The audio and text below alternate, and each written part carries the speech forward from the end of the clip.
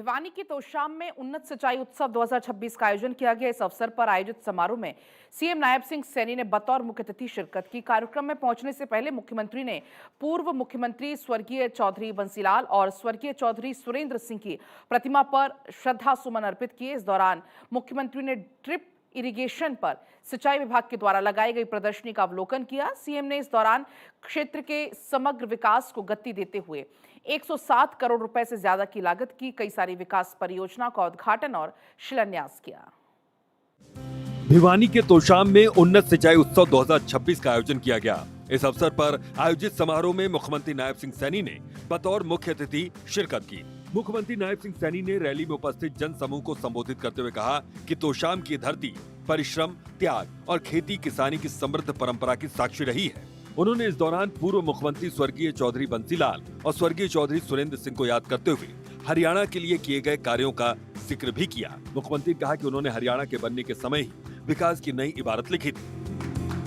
बेतोसाम लोहारू के इस बालू टीलों पर धान की लहलाती हुई फसल देखना चौधरी बंसीलाल जी चाहते थे।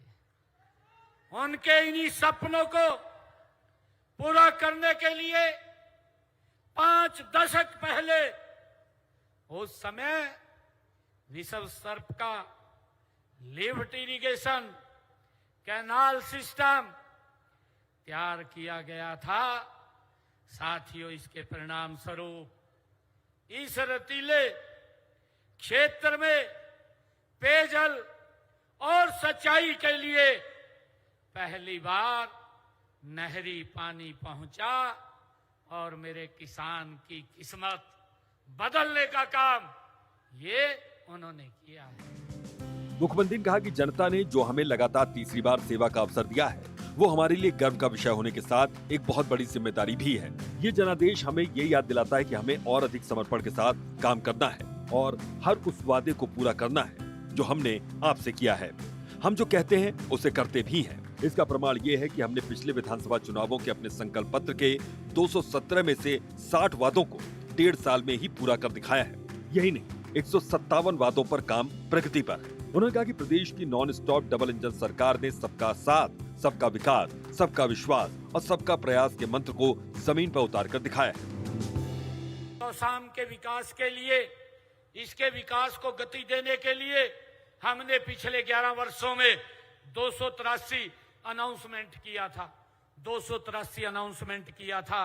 साथियों, इनमें से 258 को हमने पूरा कर दिया है और बाकी के ऊपर गति से काम चल रहा है। मुख्यमंत्री ने कहा कि हमारी सरकार राष्ट्र प्रथम की नीति पर चलते हुए हर संकट में भारतीयों के साथ खड़ी है। इसके लिए मैं प्रधानमंत्री नरेंद्र मोदी का आभार व्यक्त करता हूं, जिन्होंने पेट्रोलियम उत्पादों पर एक्साइज ड्यूटी घटाकर जनता को बड़ी राहत दी है। मुख्यमंत्री ने कहा कि चाहे बात कोरोना काल की हो या फिर अफगानिस्तान से भारतीयों को सकुशल वापस लाने का कार्य, जब भी वैश्विक संकट आया पीएम मोदी हमेशा जनता के साथ खड़े रहे।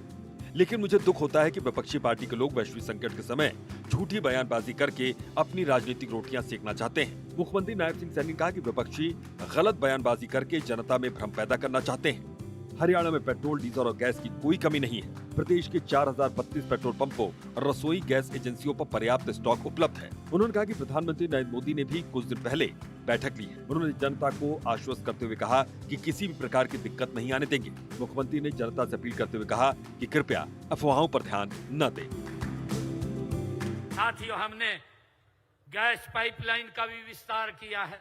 इसी समय के अंदर हमने बैठक बुला करके हरियाणा के अंदर जो उस गैस पाइपलाइन जो लीज रेट था उसका 3 लाख रुपए प्रति किलोमीटर था, हमने उसको कम करके 1000 रुपए प्रति किलोमीटर कर दिया है, ताकि जल्दी से वो गैस पाइपलाइन बिछे और लोगों को कोई दिक्कत ना आए। साथियों, आप सभी सरकार के इन प्रयासों में सहयोग दें। मैं विपक्ष के साथियों को भी कहना चाहूंगा कि इसके अंदर इस समय में सहयोग देना चाहिए। आपने कोई गलत बयानबाजी नहीं करनी चाहिए।